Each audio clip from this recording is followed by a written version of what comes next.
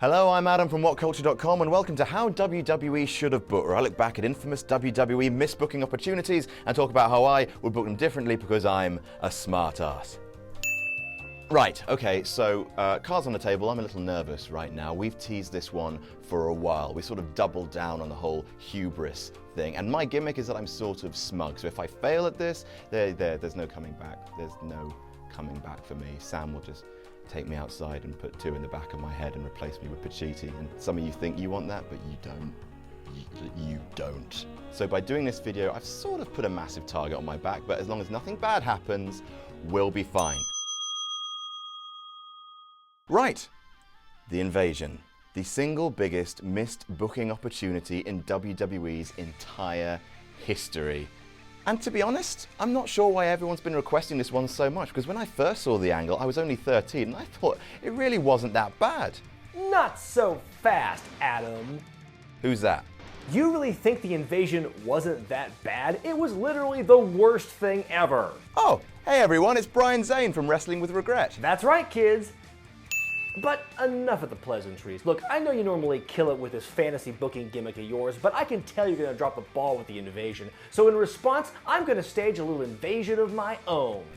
You don't mean? That's right. As of right now, Wrestling with Regret is invading WhatCulture Wrestling, and I'm not coming alone, Jack. Now, I couldn't get the recurring characters like Mike the Maleficent Love Machine or Lou Albano or Jim Cornette. They were too busy for this, but I was able to get some of my one-off characters like Claude the French Supermodel and the guys from the boardroom scene in my Grandmasters of Wrestling review, but those guys are still very valuable. So wait, you're an established brand, but you're not bringing all of the characters that people really like. Yeah, I can see how that would be annoying. I mean, is that really all you've got? Nuh-uh, I got an ace up my sleeve.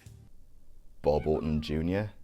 What? No. I've recruited Adam number 2 to join me in my fight. What? Hi. Adam, how could you? Dunno. No, wait, sorry, I'm confused. You've got nothing to do with Wrestling with Regret. Yeah.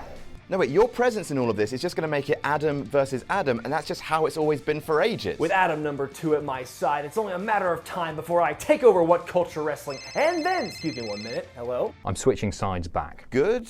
What's going on? What? You changed your mind? You're going back? Come on, you can't do this to me, man. You were supposed to be a big part of this. I made t-shirts and everything. Oh, you're gonna pay for this. You know what, fine. Even though all the fates in the world are conspiring against me, I'm still gonna push through to this invasion to the very end. I can't help but feel that this is an allegory for something. Look, I don't know. Look, if you'll excuse me, this is all very confusing. I don't know who's betraying who, and to be honest, I'm just gonna stand by and not treat you as a credible threat. I'm Adam Pachiti. Yes, you are. So, on with the booking. Hold up! What now? It's Grim from Grim's Toy Show, and we're taking over WhatCulture. Me and Brian are gonna run wild here. Oh God, it's an alliance. We are going to invade, raid, and rule this channel. Hold up. For the purposes of this video, Grim's Toy Show can be part of the invasion, but he will be owned and operated by me. Wait a minute, Adam Pachiti's gonna be in charge? Why would Adam Pachiti be in charge? He doesn't know anything about what I do, what I say, or what I stand for. That would be too stupid! Well, yes, but look, I'm wearing an extreme Grim's Toy Show hat, so... Adam, so it's just Adam versus Adam again! Does anybody even know who I am or what I do over here? Spoiler alert, Adam Pachiti has never been involved in my channel, knows nothing of what I do, and this entire thing completely compromises my crappity crap! Well, we have to make sure that your content is in line with ours, so make sure you don't curse or shout too much. I can't even curse! I like to curse! I'm suing for misrepresentation. So wait. Who am I fighting here?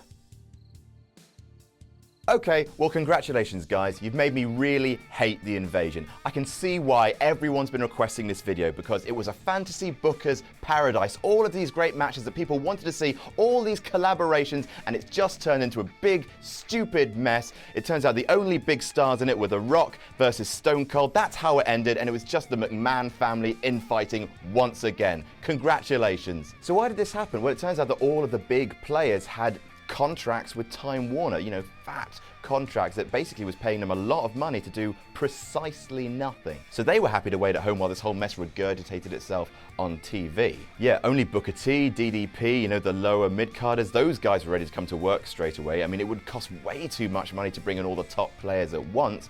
So, to be honest, rebooking the Invasion's easy. All you have to do is wait a year. Easy peasy, done dusted. Wait, cool your jets, Turbo. Hello again, Brian. Look, I have one rule with this fantasy booking of yours. You have to have everything wrapped up by WrestleMania 18. You can't wait till the big stars' contracts run out. You have to work with what you've got. Right, okay. You know what? Fine, let's do this. The Invasion. It failed because of an over-reliance on villains that had nothing to do with the people invading and a severe lack of star power. And I can do it better.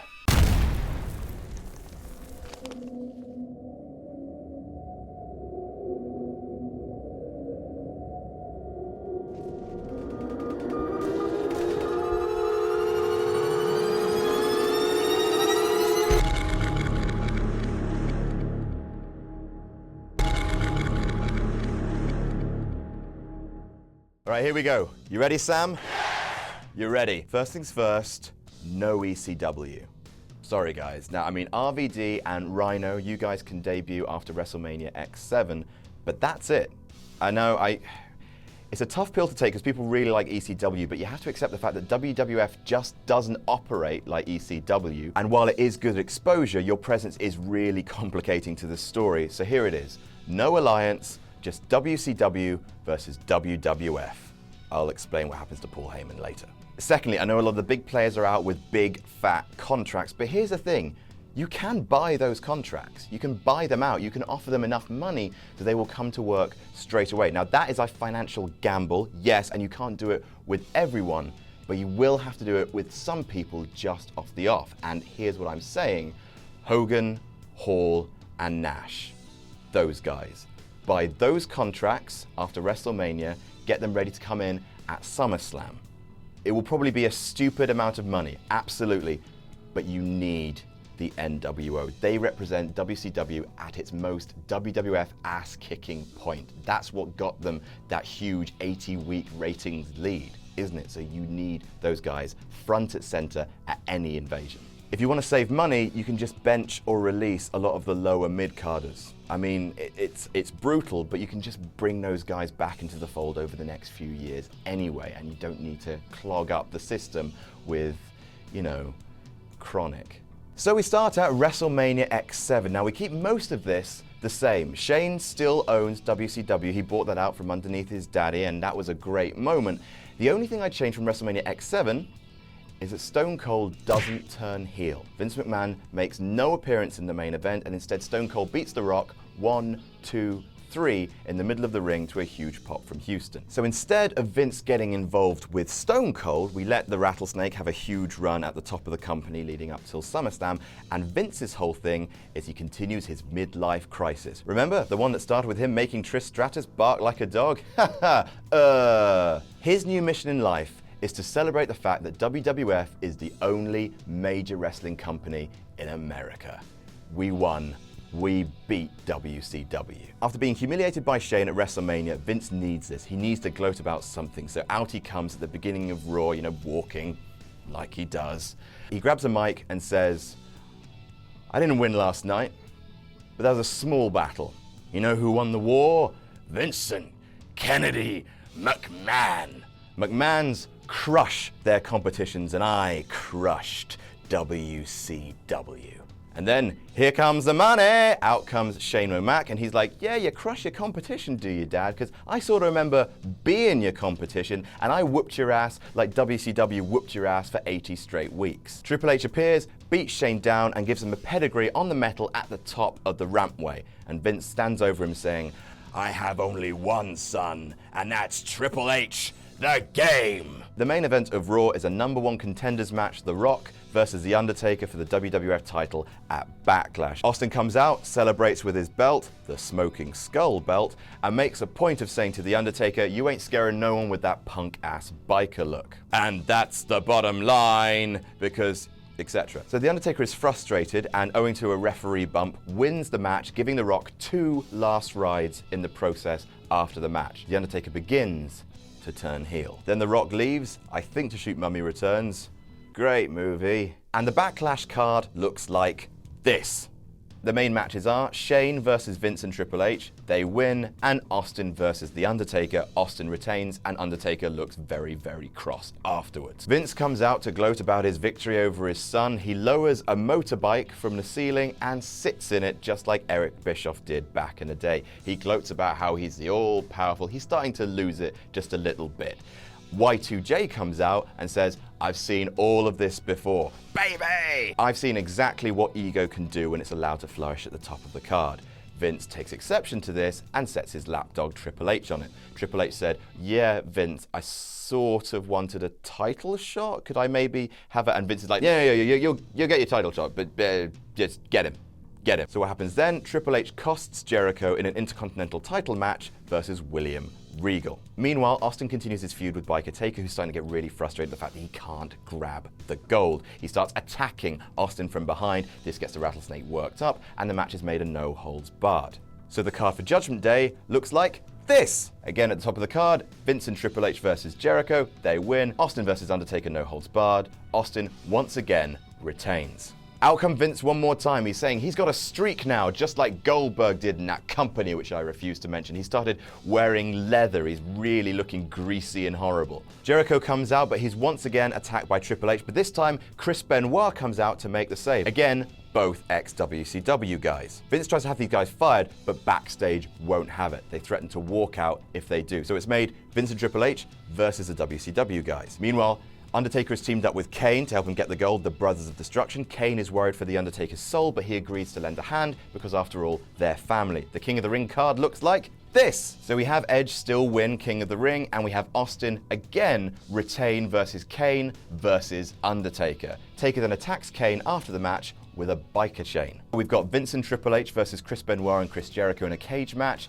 Benoit and Jericho win. Humiliated again, Vince lines up a whole bunch of ex-WCW guys in the ring. You got Chris Jericho, Chris Benoit, Eddie Guerrero, Perry Saturn, Dean Malenko.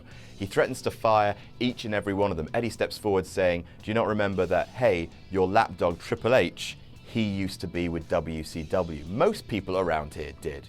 You can't just make wrestling all about your family. You didn't invent professional wrestling. Vince, on the other hand, he sees it a little bit differently. He is the king of wrestling, and like any other king, he expects his subjects to be loyal. He tells each and every one of the ex-WCW guys, I won't fire you, but only if you kiss my feet. Eddie Guerrero steps up to do it, but of course, low blows Vince. Everyone from WCW stands up, picks up Vince McMahon, and throws him out of the ring. Next week, Vince screams to all the people who manhandled him, "You're fired!"